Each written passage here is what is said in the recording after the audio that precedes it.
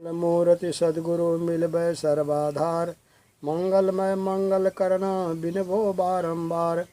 धन्य धन्य सद्गुरु सुखद महिमा कही न जाय।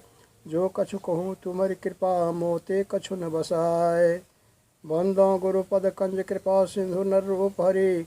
महामोहतम पुंज जासु बचन रवि कर निकरे। आदरणीय सज्जन बिन मौत के समय सुकर्म फलदायी।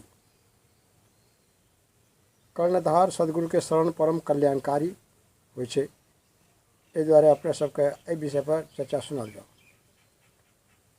जब आदमी सुतल रहै छै तऽ ओ बेखबर रहै छै। ओ नहि जानै छै कि हमर शरीर कतय छै। एतय तक कि संसार के ज्ञान से ओ बेखबर भए जाइ छै, कोई खबर नहीं रहै छै। जब कोई ओकरा जगा दै छै तऽ ओकरा शरीर और संसार संबंधी ज्ञान होइ छै और संसार के लोक व्यवहार लाभ हानि हुए लागे छै। ज्ञानवान लोग कहै छै कि सारा मनुष्य समुदाय अज्ञानता के नींद में सुतल छै। परमात्मा के ज्ञान नहीं भेला के कारण अज्ञानी कहल गेल छै। हमरा सबके भी वही सुतल व्यक्ति के समान छियै। संत लोग हमरा ठोकर दे के जगाबै छै कि हे भाई तू अज्ञान के हालत में छ, ऐसे तुम जाग। संसार के चीज सब में भूलल छ तू। ये अवस्था बढ़िया नहीं छै, एकरा नहीं भूल।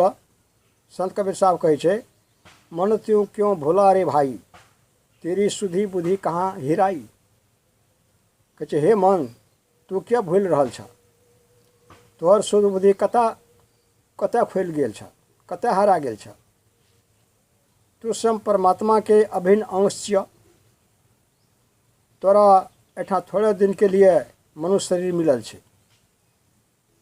जना रात्रि काल में सब पक्षी पेड़ पर आबि के बैसै छै और सुबह होइत ही चलि जाइ छै।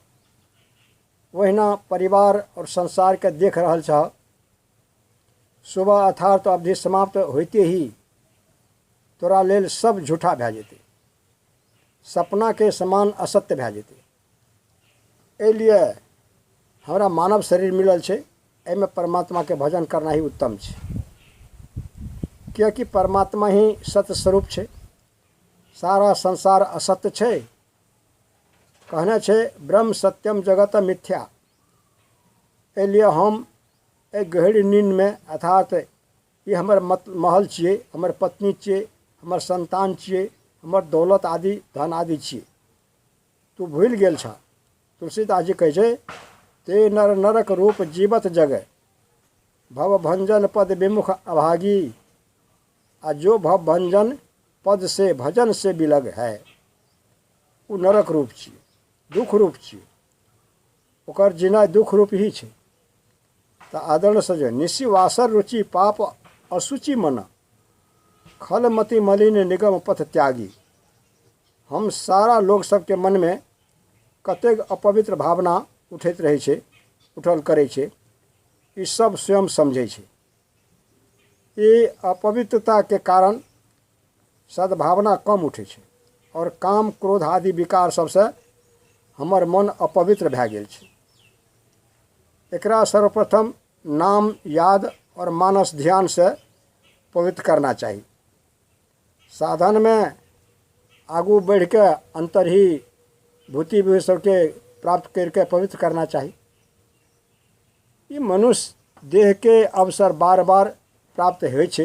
एहि लिए कहने छै बार बार नर देह नहीं या वीर रे, चेत सके तो चेत कहे कबीर रे।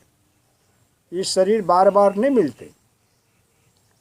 ये संसार सुख के स्थान नहीं, दुख के स्थान चाहिए। परमात्मा के भजन करके ये दुख समुदाय से छूटना चाहिए। संसार रूपी समुद्र के पार करे के लिए ये शरीर नाव छियै, मानव शरीर छै से नाव छियै। ईश्वर के कृपा अनुकूल एकर वायु छियै और कर्णधार सदगुरु ही छै। एहि लिए सदगुरु रूप कर्णधार के शरण में जाओ। ये मानव देह यही काम के लिए छै, विषय भोग सब के लिए नहीं छै। रूप रसादि 5 विषय संसार में जीव के फंसा के रखे वाला छे। गुरु गोरखनाथ जी कहने छे सत्संग के द्वारा ज्ञान प्राप्त करके ये मानव से रूपी मौज के हाथ से जाय नहीं दियो, इससे लाभ लिया, फायदा लिया। जे समय अखन हाथ में छे ओकर सदुपयोग करू, दुरुपयोग नहीं करू। एक लकड़हारा के राजा के द्वारा चंदन के बगान मिलल छले रहे। वो अज्ञानता बस ओकरा काट के कोयला बना के बेचे छले रहे और वैसे अपन जीविका चलावे छले रहे। हमार मनुष्य शरीर भी परमात्मा के द्वारा चंदन के बन मिलल छे। एकरा विषय सबके भोग से जलाबी नहीं तो की करी। तो कबीर साहब कहने छे सुकीरत करी ले नाम सुमर ले, को जाने कल की जगत में खबर नहीं पल की। तो ईश्वर के नाम स्मरण याद करूँ, ईश्वर के भजन करूँ और एहन सुकर्म करूँ जैसा कि अहाँ के सदगति हुए। इस शरीर के छोड़ के कब चल जबे ठेकान नहीं छे। पाव पलक की सुधि नहीं, करे काल की साज, काल अचानक मारसी जो तीतर को बाज। हम 100 वर्ष तक जिए के आशा करे छिए। ये आशा करना अहाँ के भूल छे। पाव पलक अर्थात एक पलक के चौथाई हिस्सा समय के भी ठेकान नहीं छे। काल के झपटा में शरीर छूटले और सब कुछ छूट गए। जब तक शरीर के अंदर जीव रहे छे तो अनेक खुशी से मनावे छे, पर इस शरीर से जीव आत्मा निकल गेला पर मुर्दा भय छे, मिट्टी के भै जाय छे। एलिए कहे छे कि जब तक ई क्षण भंगुर शरीर स्वस्थ छे, मृत्यु नहीं आल छे, तब तक ही कृति करूँ, सुकर्म करूँ, सुयश कमा लिया। ऐसे लोग और परलोक दोनों सुखद हेते।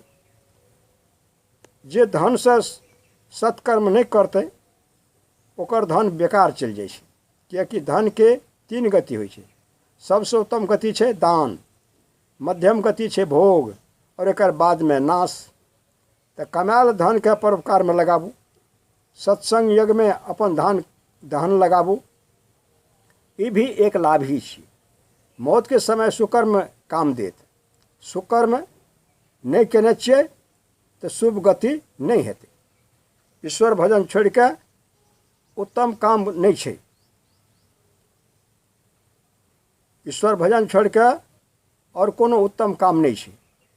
जे परमात्मा धन जन देलक ओकरा भूल गेलिए, ई कृतज्ञता नहीं राखू। अगर दोनों लोक अर्थात ए लोक और परलोक में सुख चाहे छिए तो सांसारिक आसक्ति छोड़ू, सत्संग भजन करू, एहि में अहाँ के भलाई हेते। तो आदरणीय सज्जन मिल अपना सबके मौत के समय सुकर्म फलदायी होइ छे कह के विषय पर चर्चा सुनलिए। एकरा हृदयंगमन करबे, मनन करबे, चिंतन करबे और आचरण व्यवहार में उतारबे, सत्संग करबे तो निश्चित से हमारे जीवन कल्याणमय, आनंदमय, शांतिदायक हेते। जय गुरु महाराज, जय गुरु महाराज।